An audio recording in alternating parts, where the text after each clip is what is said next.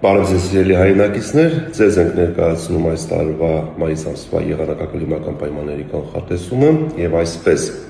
մայիսի մոտ-ամսական միջին ջերմաստիճանը հանրապետության ողջ տարածքում կանխատեսվում է կլիմական նորմայի սահմաններում, տեղումների քանակը նորմայից ավելի, այսինքն մեզ սպասվում է ոչ սառը, բայց տեղումնառատ մայիս։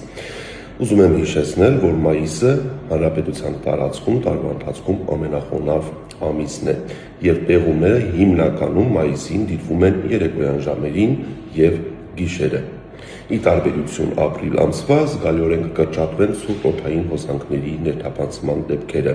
Օդի ջերմաստիճանը եւ գիշերային եւ ցերեկային ժամերին կլինի մոտ 5-ից 6 աստիճանով ավելի բարձր, քան ապրիլին։ Առավելագույն ջերմաստիճանը Արարատյան դաշտում եւ Երևանում կանխատեսվում է +30 աստիճան, որը կդիտվի մայիսի 3-րդ տասնօրյակում։